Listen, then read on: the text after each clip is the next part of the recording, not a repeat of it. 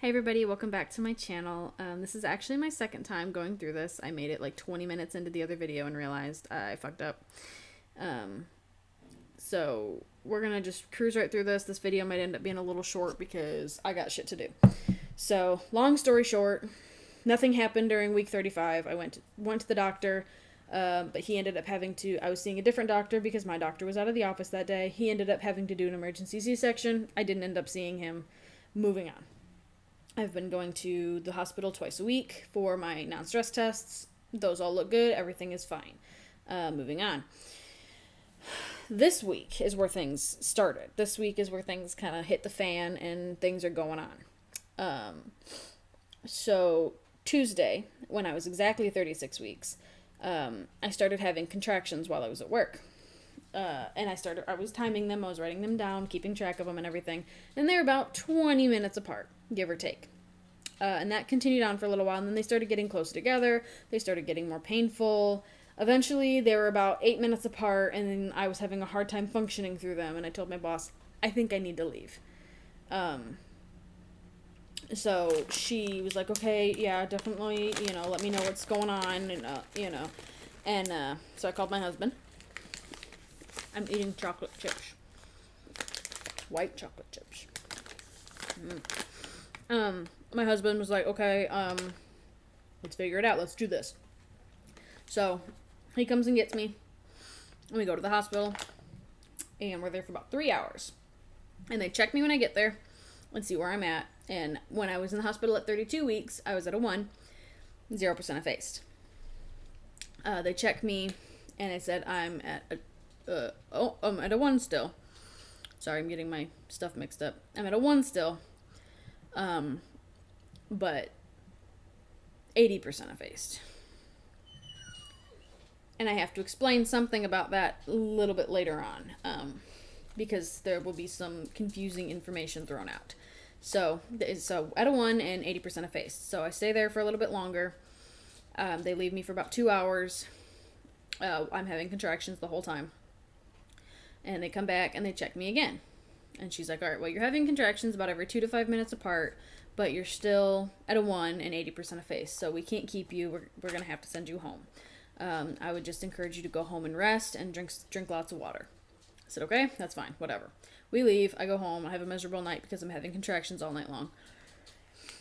And then the next day, I have a doctor's appointment. So I go to the doctor on Wednesday, and she... we did an ultrasound to, check up on him, and he's about 6 pounds, 14 ounces, give or take, and he's looking good. Still got a full head of hair, still a little chubby baby.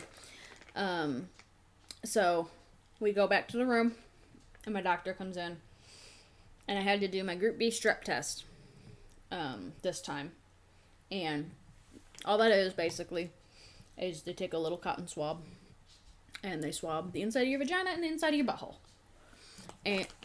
And that's not as bad as it sounds. Like, getting your cervix checked is way worse. Like, way worse. Oh, and I had to do that too. So she checked my cervix while I was there. And she said, you're almost at a 2. I'm sorry, this has gotten cold, so I'm just going to chug it so it's done and over with.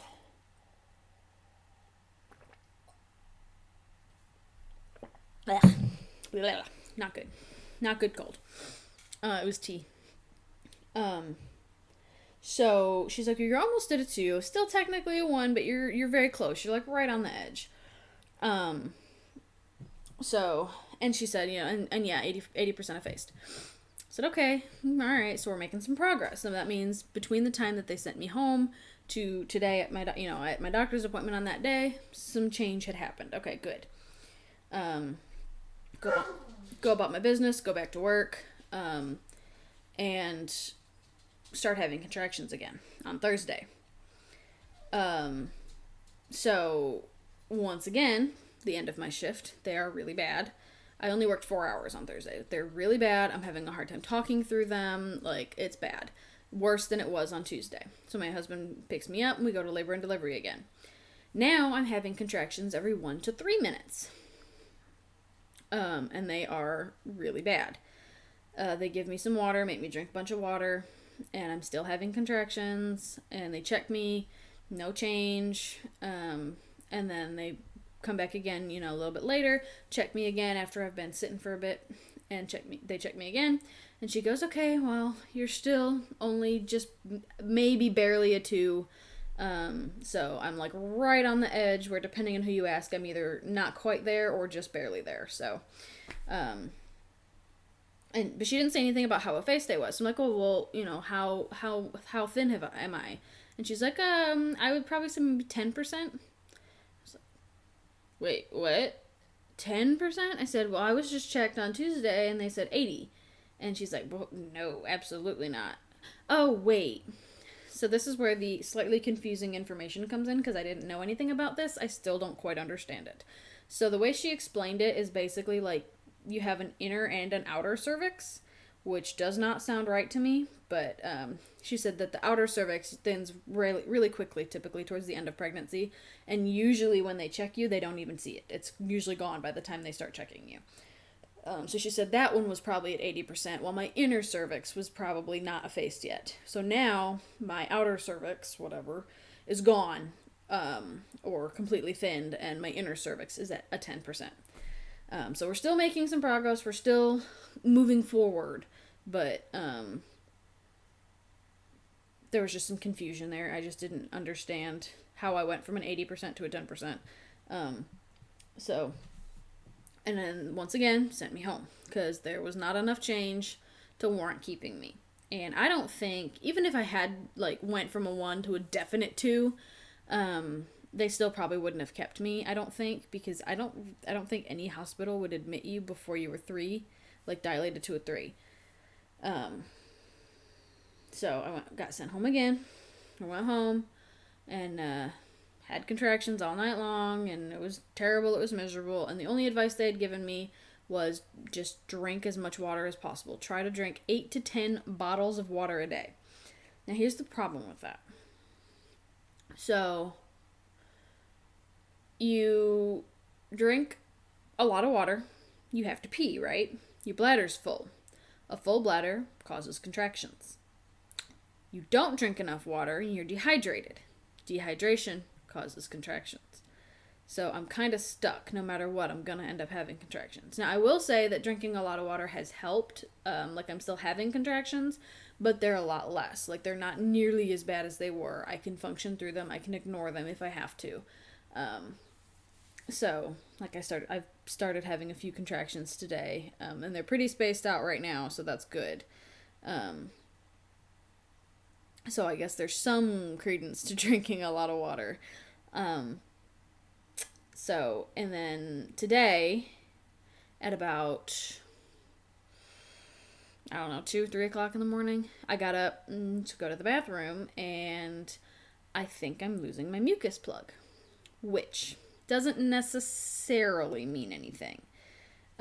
So basically, when you lose your mucus plug, you can lose it, at any time.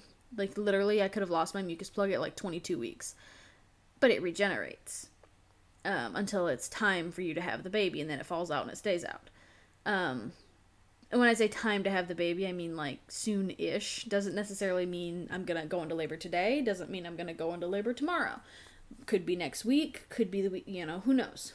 I'm close enough to my due date that I'm probably not going to regenerate, but you can lose your mucus plug weeks before you go into labor. So it's not like a surefire run to the hospital right now.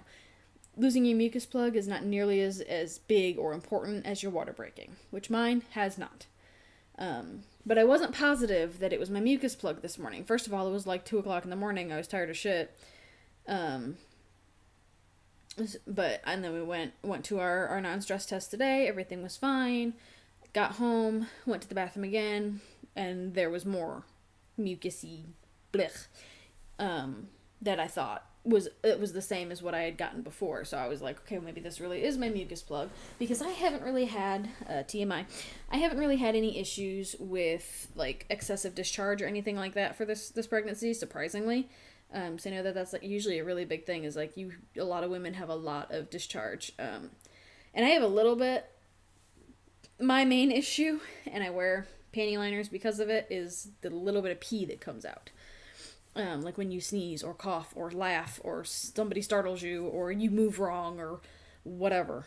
Or baby kicks you right in the bladder and just a little comes out. So that's been more my issue. So having this big glob of come out, it was like, oh, that's not my usual. I haven't had anything like that. So I'm pretty sure it's my mucus plug. Haven't called my doctor to tell him. I don't know if I should. Probably should. But I'm not going to go into the hospital just because I lost my mucus plug. Especially if it wasn't even my mucus plug. I don't even know if they can tell. Like, because I don't have it. So it's not like, they'd be like, hey, is this my mucus plug? They'd be like, ooh, gross, get that the fuck out of my face.